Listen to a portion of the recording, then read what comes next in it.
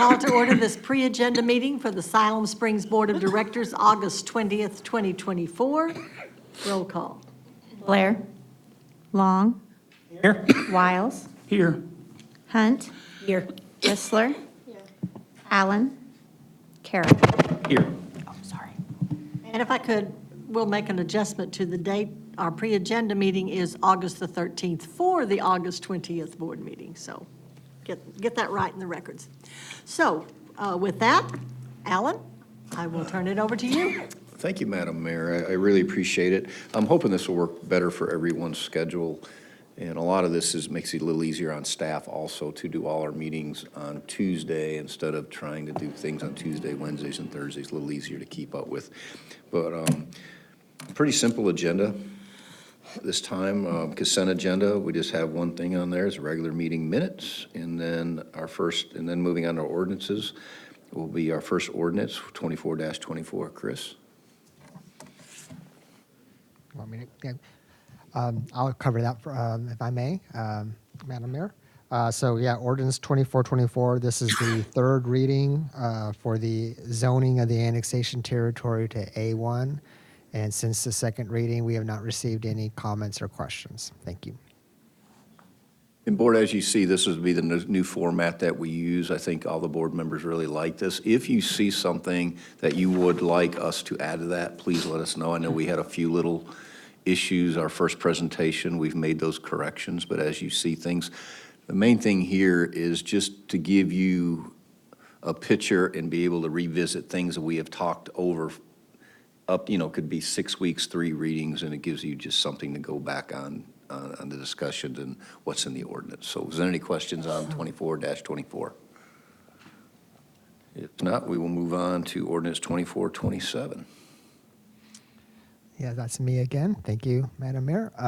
So what we're looking at, second reading, this is the rezoning from R3 to PD plan development at the Lawless Road, 23006 Lawless Road for the Lawless Ranch subdivision. I believe you guys reviewed that at the August 6th meeting for the first reading. This is, as a reminder, creating a plan development so that we can split lots down the center and allow for what would resemble a duplex unit. Actually, they're single family attached, but they would resemble a duplex with the property line going down the middle to have individual ownership on either side. We were going to also include some covenants, I believe, in one of the later readings. It would either be on this agenda or the next one after. So with that, we're available for any questions. Thank you. Directors, comments or questions? Mark? Being a covenant's not really enforceable. I mean, we certainly can't regulate them. And the way I understand the covenant is once one's broken, obviously broken, and everyone ignores it, then it ruins the whole covenant. Does it not? It's correct. It's not city code. It is a agreement, essentially, of the property owners enforced by the property owners.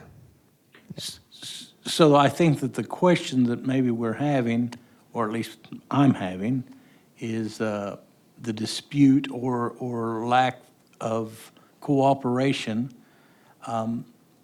for future roofs and remodels and repairs. And there's really nothing ordinance-wise that we can do to address such things. Am I right in assuming that?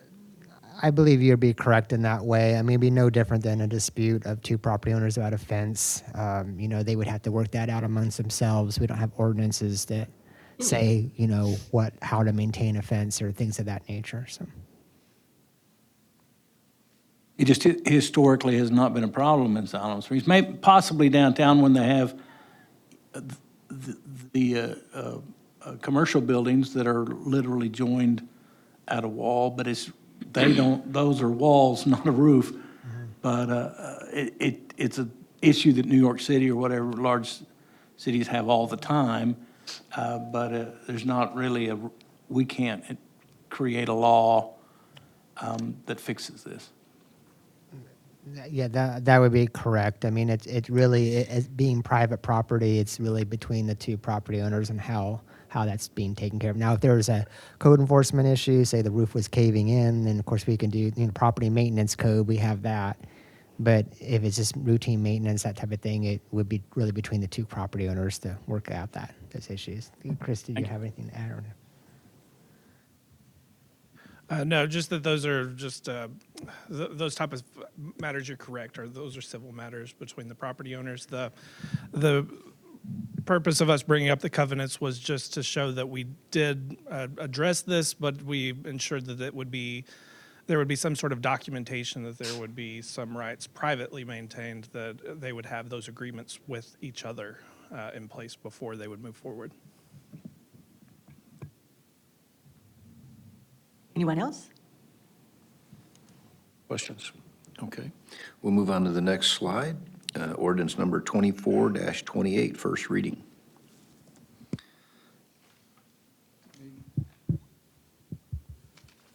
That's me, Megan Thomas, Planner 1. This is a right-of-way vacation for a 50-foot right-of-way along East Main Street. This is Carrie's Paint and Body, if y'all know it, going down East Main Street. Currently, the right-of-way protrudes into their property and consumes the entire parking lot area and also a portion of their building. So they are attempting to vacate that area in order to bring their property into compliance and to establish parking for the business. Staff is recommending approval with no needed conditions. Thanks. Madam Mayor. Yes. I did also want to address that due to a medical issue that the applicant has requested, and this is a very odd request for this board, has requested for this item to move forward to all three readings at the first time, and that this also has an emergency clause attached to it, so be it the board. Thank you, Chris. Appreciate that. Yes, Mark? Is this in any way, having seen the map now, I can see why they're doing this, but is there any way that this is associated with flooding or drainage in any way? Because it's not a problem today, but it has been a problem in the past? It is my understanding that the primary purpose of this is for the financial interest of this lot. A portion of it, a portion of the structure itself is currently in the public right-of-way. And Can I interrupt you? I meant from the city's point of view. The reason we want this, is it because of flooding and drainage that we used to have a real problem in that area? Is that why we would have wanted it to begin with? I believe that the reason this was originally mapped the way that it is due to the RDOT request was a wider right-of-way at this location. There's a bridge that just goes to the southeast of this location. Just to note on that, though, we have in the ordinance request, we have maintained the easements, so we would still be able to do the drainage portion of that, associated with some of the drainage pipes and drainage issues that go through there. So we would still be able to mitigate drainage in the appropriate locations where those drainage pipes are. This just takes the ownership portion and gives them their parking lot and that portion of their structure back. Please break down for me the difference between right-of-way and easement then. Sure, a right-of-way is, the right-of-way is, think of it as ownership by the city. An easement gives us the rights on private property to perform certain actions. For example, if it's an electric easement, then that would just be exclusively to electricity. If it's a drainage easement, that would be drainage issues. If it would be general utility easement, then any utilities, just like a franchise utility, could utilize that area. In the right-of-way, the owner of the adjacent property doesn't have any taxable interest in that area. They don't have any rights to that piece of the property. So by closing this and allowing it to go back to that property owner, they take back in ownership of their parking lot. Then they would be eligible to do financial improvements with banks and different stuff according to that piece of the property.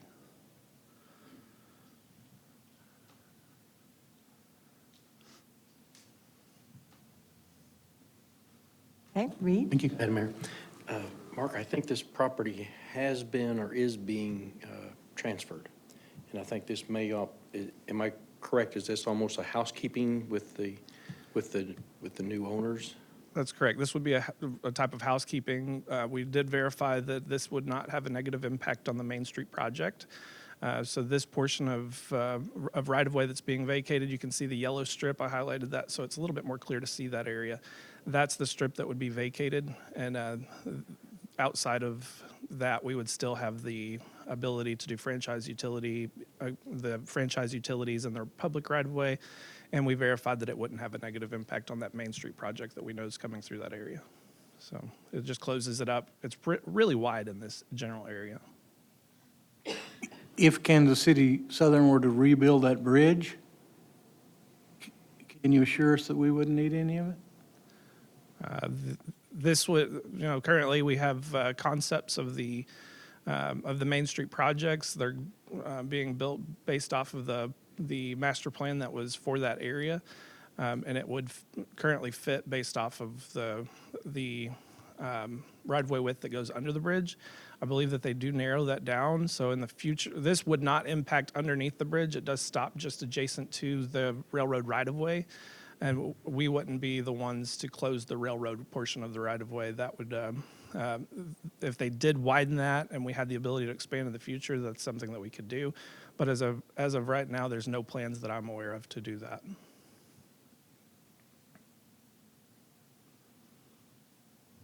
I just hesitate. I get why they want it back, and I would agree with them if I owned it. Especially with the improvements that we're planning, and certainly will, I believe, attempt to ask Kansas City Southern to do some improvements at some point. And if they were to rebuild the bridge, I believe that design is pretty ancient, and it would take a pretty big change in the bridge. And I just hate to throw the baby out with the bathwater.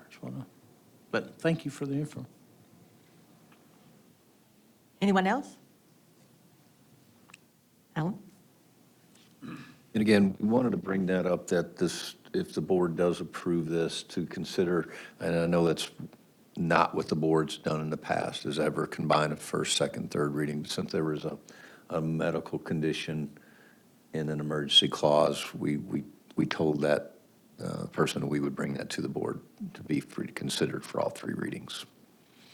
And again, if you have questions the next few days, and we can answer that. Again, this is Kevin's project, and Kevin won't be back in the office till Thursday, but we'll do our very best to answer any questions we can for you. If not, we'll move on to ordinance 24-29, first reading, amended section 86-6 of the City Municipal Code. Thank you, Mayor. Members of the board, Phil Stokes, Electric Director. All we're trying to do here is just update the way we notify people when we need to close a road. Right now, we have to notify the newspaper and television, and it's kind of a little archaic compared to what we can do now with other ways of getting information out. And so we're just making an attempt here to update the way we notify folks. Available for any questions. Directors? Hey, Phil, if you wouldn't mind, just kind of go down that slide, just where they get familiar with it, and just everything that's on there. Okay, yeah, like, 72 hours notice before the start of work, street, alley closure. Got to publish it in a local newspaper and television station, lead time. It's, makes it challenging. I think it's, takes about 6 days or so to, for newspaper to be notified so we can publish it. And so we're wanting to do it a lot quicker than that. And so we'll just, Megan will publish this on the website and social media platforms that she's familiar with. Just a way to contact our folks more efficient manner than what we do right now. And so our attorney has reviewed this. Madam Mayor. Does this include when they can sign up for notifications? You know how you can go to the city's website and sign up for notifications? Know what I'm talking about? Yeah, I do. Could this be added to those kinds of announcements? Is it on there, or could it be added to it? I don't think it's on there, but it's possible it could be added on there. One of the big things when Phil brought this to me is just trying to get, we have work coming in, and by the time we follow this long process, we could get it done a lot quicker, where our paper only comes out every 7 days, and make sure we're putting out on social media, but that's all. I can check on that to see if that's something we can do. It's a good idea. Madam Mayor? Yes. I'm not at all opposed to this. I do think there are probably more people, there are still people that rely on the newspaper and the TV to get their information. I think probably at least as many, if not more, rely on other methods to get their information. I would just recommend that upfront we state that in the future, on your social media platforms, in the future, this is how you'll be getting notified of these sorts of things, not by the paper or television. You probably already thought about that, but that's just my 2 cents. And that's, nowadays people are going right to social media and different things like that, so we'll make sure it's on all the media sites. Megan, you want to address it? I think Reed had something he'd like to, you want to? I'm just trying to give Megan some time There here. you go. Megan Whitworth, Communications Manager. We can add that to the news flash portion of our website, which people can sign up to receive it via text or email. Excellent. Any other questions? And again, once we get through the first reading, we have street closures coming up. If it's possible that they would consider a second, third reading later, we'd appreciate that. We're just trying to get work done as quickly as we can to finish up our budget year. I know at one time, it was a relatively small number of people that were set up for notifications. Has that number increased? I'll have to go and check. It was about 300 about a year ago. That's what I was thinking about, 300. We may want to every once in a while just sort of push Yeah, that on social absolutely. media too. And we'll be getting an email blast going to that will be coming out this fall. And so we'll definitely be updating those numbers. And I'll do a push on social media too. Thanks. Thank you, Megan. Any other questions? And then we'll move on to resolution, Resolution 32-24, Planning Commission Subcommittee, Plan Development Review. If I could get IT, I'm going to switch it over to that other presentation.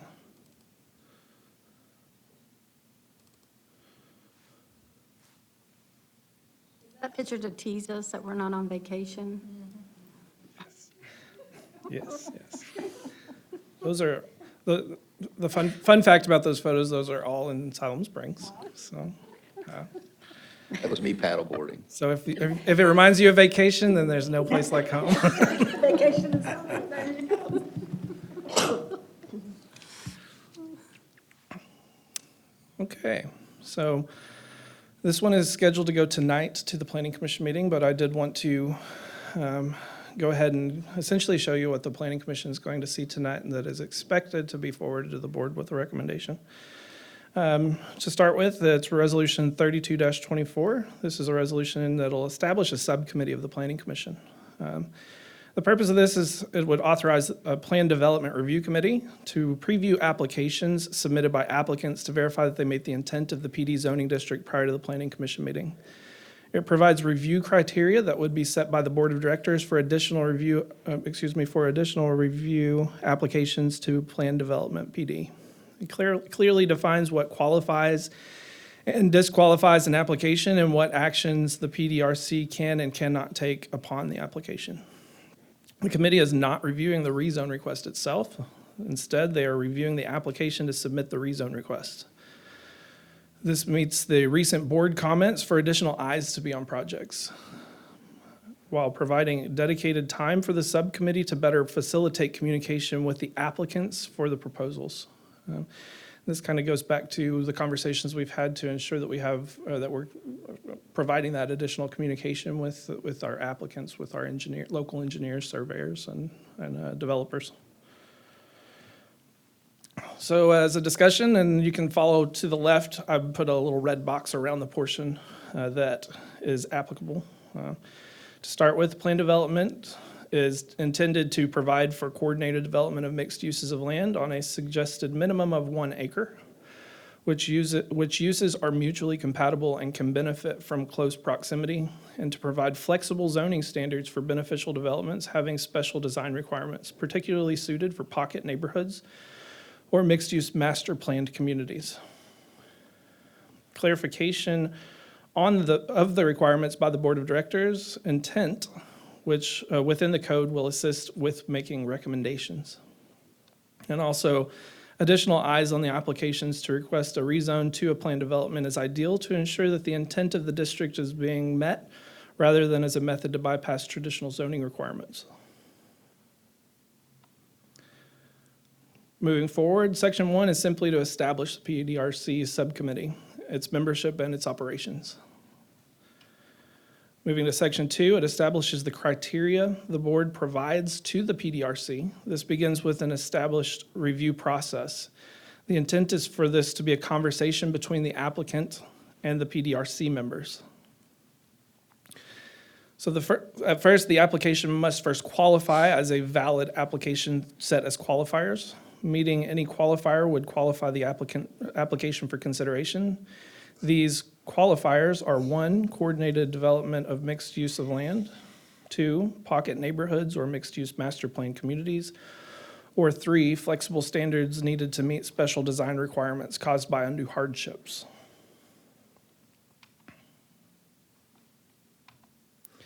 Section 2 also includes disqualifiers. This would include, which would remove the application from further consideration. So these include 1, requests that are only used to maximize land use for typical subdivision development. 2, provide a route for an applicant to avoid variances and waivers. And I want to say, let's pause there for a second. Let's explain that. If a project could be achieved with a typical zoning and a Board of Adjustments variance, then that is the route that project should take. If the project's being submitted as just to try to avoid the Board of Adjustments, then the Board of Adjustments would be the more appropriate route. 3, it would assist developers with financial considerations. 4, maximize profitability within a development. And 5, allow mixed uses that are not mutually compatible with adjacent and proposed uses. Again, these are disqualifiers. If it would fall into any of these categories, then the application would not qualify to move forward. Section 2 also includes PDRC considerations. The PDRC would be authorized by the Board of Directors to consider the following. Number 1, if the subdivision consists completely of residential single-family use, is there a unique hardship for each lot that would otherwise not comply with the most applicable zoning standard? 2, is the project a unique proposal for a pocket neighborhood, cluster neighborhood, or a mixed-use master plan community? 3, are there beneficial elements to the planned development, such as parkland that is unusable? This would not include things like drainage areas, special flood hazard areas, and other areas that would not directly benefit the quality of the life of the residents. Those type of considerations would offset those flex zoning standards. And 4, if the project is mixed use, is the project mutually compatible with adjacent and the proposed uses? So the application itself is for land use consideration. It is an application for rezoning. So this resolution also limits considerations by the PDRC to ensure that it is not a time for the PDRC members to discuss design considerations such as drainage and other criteria, which is a part of a construction submittal. At the time of this application, the project has not been designed, usually by a professional engineer. They have not completed a drainage report, and this would not be an appropriate time for it to have that depth of a review. It would likely be capricious and arbitrary to deny a rezoning based on design criteria considerations prior to those designs being completed and reviewed. Further discussion, the resolution would authorize the PDRC to take one of 3 actions. Number 1, it could move the application forward to be heard by the Planning Commission as a rezoning request. Number 2, they could deny the request at the committee.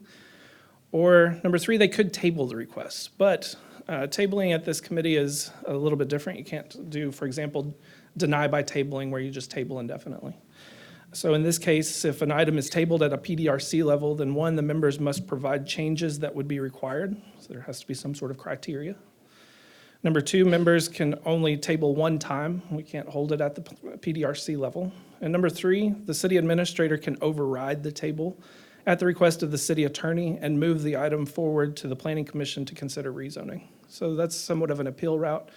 If there was some sort of action taken at the committee level that is holding this project up, and it may not be relevant to move forward, then that would get a review by the city attorney, and the city administrator would make a ruling whether or not to just move this straight to the planning commission. And that is the presentation. Chris, if you would, go into what a hardship would consist in. And just where the board knows, this is something that Chris and I and staff's been trying to tackle for the past few months. A lot of builders can come in and they can find loopholes on how to go into R2 using the PDs, and if they have 6,000 square feet, where we were thinking they'd build one house on that, they're finding loopholes where they're building multiple houses on 6,000 square feet. So that's why you're seeing a lot of the cookie cutter. This is not the end-all be-all, but this helps us stop a lot of those types of developments. Chris, if you just want to touch on that, and we'll answer their questions. But the PD does have a lot of use, so we don't want to get rid of that PD because we need it as a city. But again, we're here available for any questions. But I just wanted you to understand, this is something we've been working on for several months now. Thank you.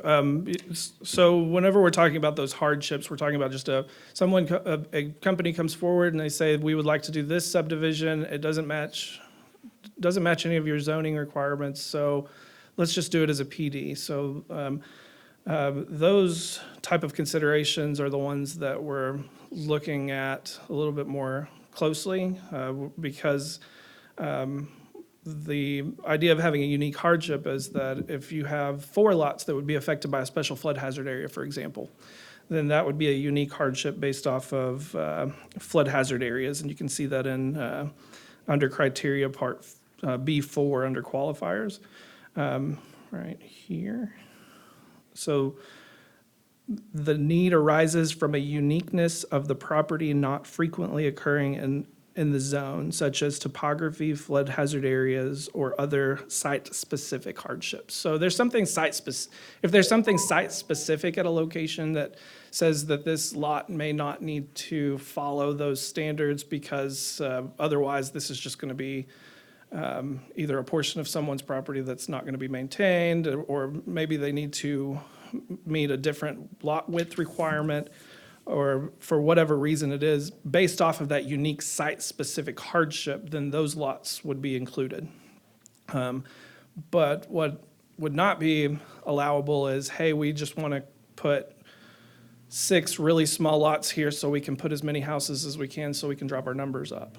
And it's like we understand that there's a need for us to deviate from traditional zoning standards, but there's also a need for us to identify what is the hardship associated with doing that the PD can assist with. And we need to limit it to just those lots that would be impacted by that site-specific hardship. For example, I've seen them in the past, large drainage ditches and wetlands in certain areas that make it where a large portion of a property is undevelopable. So we can deviate from typical zoning standards with a PD and identify some unique lots and some unique needs based off of those site-specific hardships. I really thought Ben would have to chime in on that. But I can take any additional questions. Questions from the board? Chris, I have one question. One of the other things that you all have been working on is just making the process for builders and developers a little bit easier. And this is sort of adding another step. Does that fit with an easier process? It's not going to take any more time, is it? I don't think this would take additional time. This is an additional step, but it falls into our submission calendar. We would receive the application, staff would do the review and submit this to the PDRC for So it recommendation. won't necessarily be extra work for the developers. It will just, it's extra work on our part, the subcommittee's part, but the timeline isn't going to be extended. It could potentially save time because if you go all the way through to the board before it gets denied based off of one of these considerations, then you've taken a lot of steps to get to the board. Or if you get to the planning commission and then they add additional condition of approval up to your PD, then now you're having to go back and recalibrate your design. If we can catch that on the front end and make sure that it meets those requirements and make sure that it's calibrated on the front end, then we don't have to revisit that once it gets all the way to the next stage. So this really is one of the methods you're using to possibly make it a little bit simpler. The idea is to ensure that it meets all of these requirements before it ever gets to the Right, maybe submission not stage. simpler, but yeah, still timely, but. More yeah. clean. I'd say Clean, cleaner process. clean, good. Clean, that's good. Okay. Thank you. Megan, Ben, any input? Megan and I were just talking. One thing to say is that how we're setting this up is the PDRC committee, which is a subcommittee of the Planning Commission, would meet the same day as the Planning Commission. And so that's advantageous because our applications, if anyone didn't know, they come in at the very first business day of the month. So the Planning Commission meets the second Tuesday of the month right now. So that gives us about a week to review the initial application and then provide some type of written recommendation. It'd be pretty short. It wouldn't be a full staff report or anything like that, but it'd be just a quick recommendation to the committee. They would meet the same day as Planning Commission and then get back to us with whatever their thoughts are on the application. But that is also the same time period where staff is doing the technical review. So we could incorporate whatever those comments are from the committee in with the technical review comments and let the applicant know, okay, your application's been rejected or whatever, and then they would deal with it at that point. But it would come in seamlessly with the other applications because they're meeting at the very beginning of the month. So, Chris, I'm sorry, go ahead. I have a quick question. And I may be misunderstanding, so correct me if I get this wrong, but I'm assuming that because you're working on this, that this is becoming an issue more and more as we move along.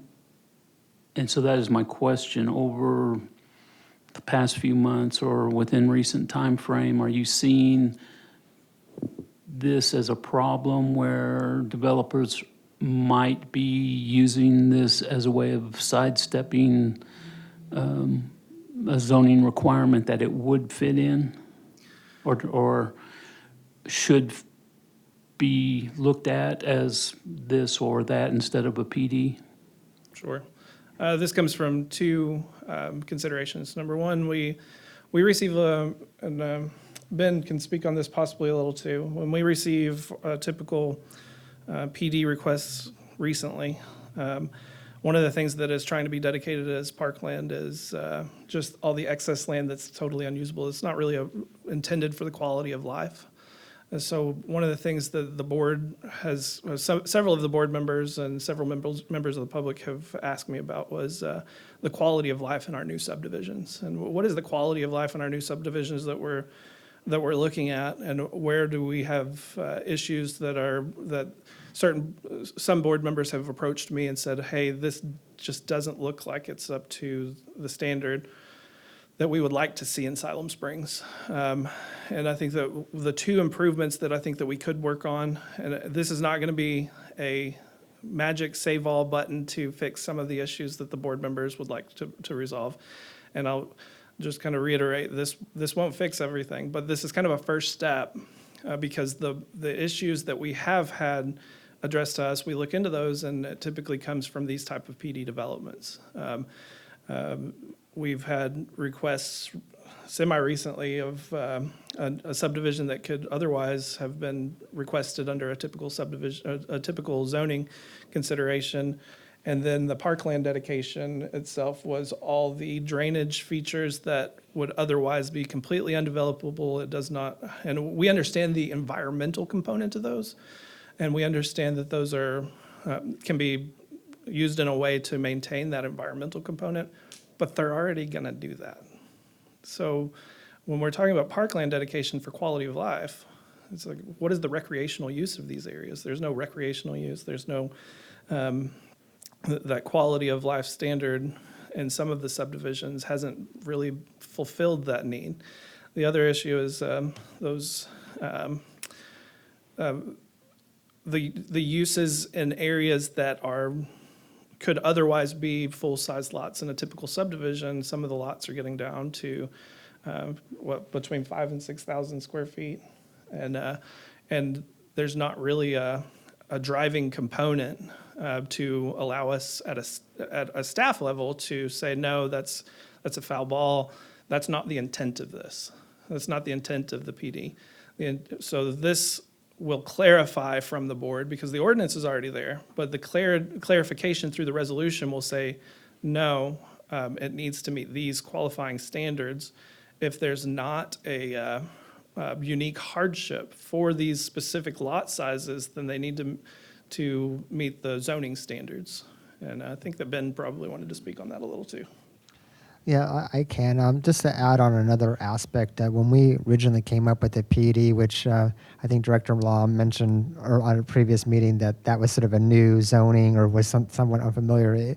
It came about, I think, about 10 or 15 years ago. I don't remember exactly the date when we introduced it, but the idea of that was to provide sort of a mixed use or master plan communities. So, ones that we would have a mixture of things. You would have maybe a corner bagel shop. You would have stores. You would have residential units. They would have different densities.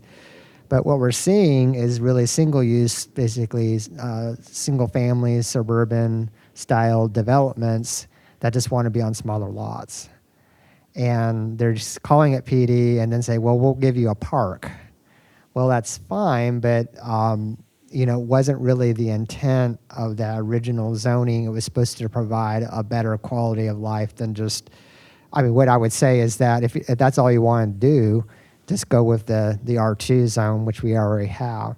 But what we're finding is developers really want to get as many units as possible on their piece of land to get the cash flow right for them. And so they're really wanting the lots as small as possible to fit as many units on there as possible. So I think this could be a better tool or refining of the tool to get a better end result, because we're not getting a really good predictable result with what we have right now. So.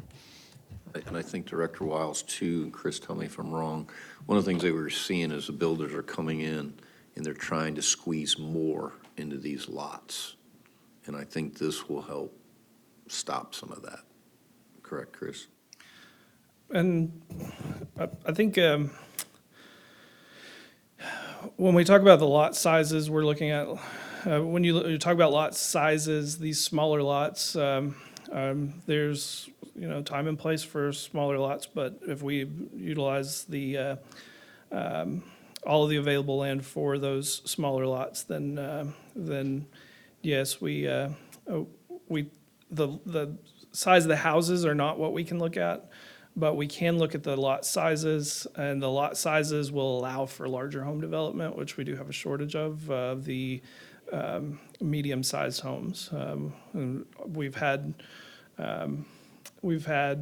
considerations from different organizations around town that have asked us that we have this missing portion of the diverse housing aspect. So in Northwest Arkansas as a whole, there's just a housing, they talk about the housing crisis and the need for housing, but one thing that you should never overlook is a diverse housing option.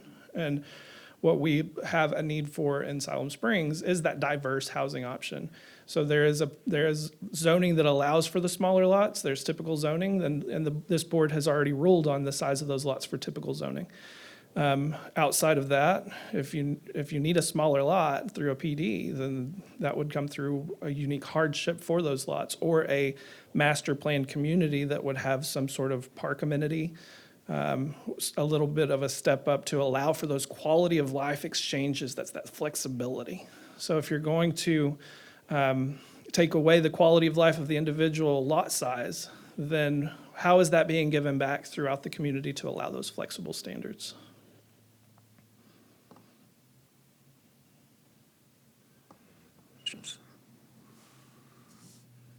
Thank you guys for all your hard work on this, and if there's no questions, we'll move on to the administrator's report and then adjournment. So meeting should be 20 minutes? Right. Hey, just quick update. I know this will be a quick meeting today. Jason, if you don't mind coming up and giving us an update where we're at with the balers, what we see, ribbon cutting, whatnot. Morning, Board, Madam Mayor, Jason Davis, Public Service Director. So yeah, our balers are set to be here on September 3rd. The way that it's going to work, they're going to come in on a skid, they'll back up to our dock, they'll start unloading it. We've already got one of the balers removed, they'll start putting that baler in.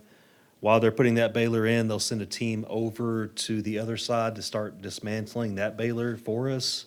They were able to save some money in shipping costs, so there won't be any cost to the city to have them help us tear down the other baler. They'll be doing that out of that cost. So we're looking at, by the time they get here and get set up, within that day, we should be operational with at least one of the balers, and then the next day with the next one. So Because one of the things that's happening now is, Jason gave me an update yesterday, we're running one baler, and with the current condition of that baler, because one has completely been removed, it's not working, I think we only were able to generate yeah, like five. 5 bales yesterday. Yeah. And things starting to pile up again, so we're really excited, and I'm hoping the board can make it out there that we do a ribbon cutting, because I think this is really going to push our recycling to that next level. Right. And, people are going to get excited about it, because we're going to be able to generate so much more recycling, where on a really good day with guys running 2 balers, and I mean staying at it, I think our record's 16, 18 in a day. Somewhere in there, yeah. And that's 2 balers. We should be able to do that in a couple hours. Yeah, about an hour, hour and a half. So we're really excited. So we're needing people to really start getting their recycling stuff in, so. Absolutely. We're excited there. Thank you, Jay. Any questions for Jason in that? Reed? I know you know some numbers. I'd like to hear some numbers, like, it used to cost Yep. so much per bale. Now we're going to be able to, not necessarily, we're not going to be going to Tahiti or anything on the money on this, but at least not that I know of. Yeah. But it's going to be more of a profit center, not because we're gouging, but just we're making wise use of what is there, and I'd like to hear about that. Absolutely. And the other thing that we started as well, Siloam's never done this, we're going to start doing counts, participation counts in town to tell us exactly how many people are participating in recycling here in Siloam. And then we're going to start going to some of the schools and JBU and try to increase the recycling quite a bit. So we'll be able to have those numbers and show where we're at and where we've grown and what percentage of a higher. Normally I do it once a year, but since we're just starting out, I'm going to do it once a quarter, so we can really see what areas of town we need to focus on and go door to door and talk to them about participating in the recycling, how it can save them money and not get any overages on their trash bill and et cetera. So we've got that plan in place, and we're moving forward with that starting next week. So. Talk and a little bit on what one of your employees will be doing, just going with the education purpose. Yes. Going forward, because we need to educate better. So he's come up with an idea, which I approved, and just kind of go into that a little bit. Yeah, so What I did in my past job is we created an environmental educator position, and what that person did was they went around town, they went to door to door, they went with the kids, they did tours of the facility. You know, the idea is to get the kids excited about it and then take that home and get mom and dad excited about it. So that's what we're trying to do. Right now, it's not a full-time position, so I just got one, Kevin, the sanitation manager. He's going to be doing this for a while so we can show that the importance of having an educator and what that education can do for the city of Siloam. So my hope is in the next couple of years that we can build up that program where we could have a full-time educator. Speaking of that goal, I got two things for you, Jason. First, and I've told you the board this before, we monitor the stock market, and we know it's just not been the greatest. So I talked to Jason about it. So when we're making bales of aluminum and things are down, we can store that aluminum instead of just selling it at a low cost where we could recoup Yep. better revenue. But that we're not so lucky with the cardboard. So kind of just talk a little bit about Sure. that, Jason. So aluminum and steel is easy to store. Cardboard and fibers are not. What happens is when we send those out to the mills for the markets, we get dinged on that for moisture context, so they'll actually not pay us that premium. So aluminum we can store inside, we can wait till we get a full bale or full load and then send those out. But unfortunately with the markets, I don't have enough room in the facility to hold everything. So cardboard and stuff's got to go out when we get it, paper as well. But aluminum and steel, we plan on starting to hold those till we get a full load and when the market is a little higher for us to sell those off at, so. But one thing that I do is I check the markets. Every Monday, I go into the markets and see where everything's at and kind of see what our prices are at. And right now, it's not great. They're expecting it to come back up after the presidential election. Just normally, it goes up quite a bit after that, so we'll see. But right now, I'm holding on to all the aluminum and steel till the markets get up a little higher.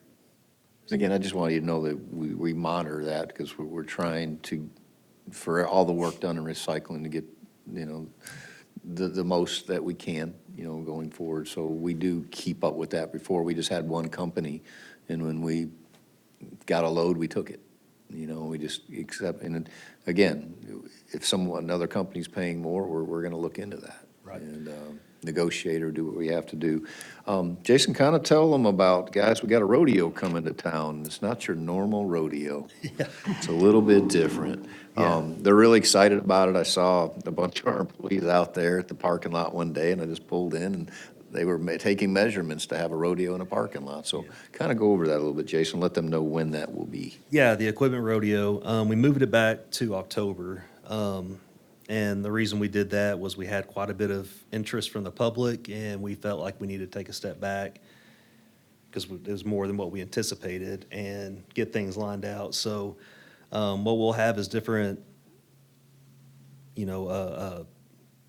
things for employees to do throughout the state that'll come in and compete against us in certain categories. It's a good team building thing that I wanted to do for the city of Siloam and to show what our employees can do, and hopefully we win a couple trophies. I'm hoping. We got some great sponsorships. This isn't costing the city anything, so I think it'll be a lot of fun, and I hope you guys can come out and check that out. Jason, how many cities or town do you have participating? We got 4 cities, I believe, participating right now, and then several other just small mom pops that are coming in as well. So You're assuring the board we're going to win at least 4 events. we're going to win. I know one for sure. So, but I'm excited about it. My thing is I wanted to show that, just because you're a blue collar, hardworking guy, that you still have a skill set, and it's good to show the kids that it's okay to have that blue collar skill set and, show what you can do. So pretty excited about it. I think it'll be a great thing.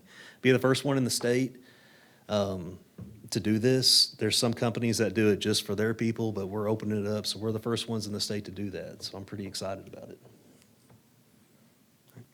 last, Chris received his reward today, and on the way home, he gave me a call and let me know that we received our second award. Go and just let the board know what we will be receiving. So, Might put you on the spot.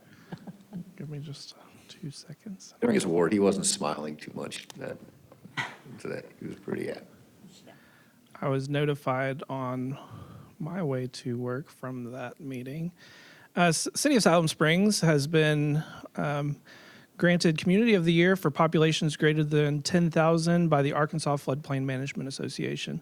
They will be presenting us with the award. I was not able to be in both locations, so they will be providing us with that award, and as soon as that comes through, I'll make sure that the board sees that. I believe it's a plaque. That was a bit of good news and well-deserved by our city and a lot of hard work, done by our employees. So I'm excited for them, for the awards that we're getting. So great work. Anything, Ben, Megan, Phil, Steve, anything that we have? Oh, one last thing, budget. Christine and I have met with the staff. We have one director still to meet with, and hopefully we will finish up that part of the budget this week, and then Christina will start putting everything together for the board. And maybe end of August, early, I'm watching for a nod or say no, or hopefully, the 1st of September, we will start getting you a meeting. What I would like to do is kind of piggyback off what we did last year, is our first meeting will be probably from, I'm just making up numbers or times right now, maybe from 5 to 9. We go in, we feed you dinner, and we stay in there for 3 or 4 hours and work it out and go through it. If we need a second day, we'll pick another date, and we'll have a backup date that we will come back and maybe for another, hour to 4 hours, whatever we need, and try to get this knocked out. Just today, with meeting with staff, we're still having ordering issues where things take anywhere from 2 months to a year, maybe sometimes longer. So the quicker we can get budget done, and once it's approved, and I let them know, they can start ordering, saying, hey, our budget's approved, and get on that list. So we're excited from that. Christine and I are, been just, cutting here and there and trying to get within budget. And I feel good about things, and we'll be bringing you. You have some questions? Yes, you got questions, please. So we're just going to try to have it in 1 or 2 meetings. We're not going to have 4 or 5 meetings. Last year, we because- knocked it out in 1 meeting. Okay. And hopefully, if we give you long, it depends how well we do our budget. And I feel like she's going to do an awesome job at it, no pressure. But we've worked extremely hard on it, and we'll let you know where we've cut. Because just where the board knows, and I think a lot of you know this, we got a great team, and they work as a team. But as young managers, a lot of times they come in and they want to ask for the moon, and I understand that. And Christina are working within a budget this year, and we're going to be working off of 3%, where last year we were at 4%. With the economy, we're not sure, so we want to keep it. You can't get it if you don't ask for it. Yeah, and again, and I understand that, but it's my job to come in, and I have to stay within a budget amount. And that's depending on people. I think they only asked for 25 employees this year, where, I'm working, and we're never going to be nowhere near that, because it's budget, I have to bring in a good budget to the board and the citizens. To set expectations. Are we getting the books ahead of time? I think we did last year. And that way we can review them and kind of helps keep the meetings at a minimum. You want to talk about any of that, or? Didn't know I did this, I just kind of threw it there. But no, I just want you to be prepared. We really, next couple weeks, really want to, I would love to get this done in 1, 2 at the most. Yeah, me too. So it will take me, after we meet with the last director, it's going to take me a couple of weeks to get those books and make sure everything is ready for you guys. I would like for you to have them for at least a week or 2 before we have our first meeting, but that's going to depend on when he wants to have the first meeting, so. But we need to be nice and leave you alone so you can work. Right, and, and to be honest with the board, I'll share this with you. We're in the middle of budget right now, and Phil and I were in a meeting, and we found where we had an error, that we overcharged a company They were just talking about spikes, and Phil's very good at his job, and he said that we didn't have spikes that day, so we went back and checked the numbers, and we had an overage, and that overage is $470,000. So that takes a big dent in the budget. But again, we're owning it. We're going to make things right, and we're checking other things. And just yesterday, I think Christina brought me some more good news that we have a bill coming in for CGIS that is required now, and it's $60,000 a year. So all of a sudden, you're done with the budget, and you get hit with a couple things, and now you got to make some adjustments. And you may have to eliminate a truck or a car, but again, those things happen. And again, I still feel like we're in very good shape. We've had a good year with, and I think the board understands this. You know, we have a very good tax base coming in. The issue is it's inflation. Where, I'm just making a number up, if we made $1 million in 2020 and things we were buying was only $200,000, well, we got $800,000 left. We can put that in reserves or get the extras we need. Well, we're bringing in that same $1 million, but with inflation, things are costing $800,000 now, and we're paying from the same money. So those are the adjustments. So when people say, well, they've spent too much, no, that's not it. Things are just costing more. We're bringing more, but we haven't had many utility increases, if any.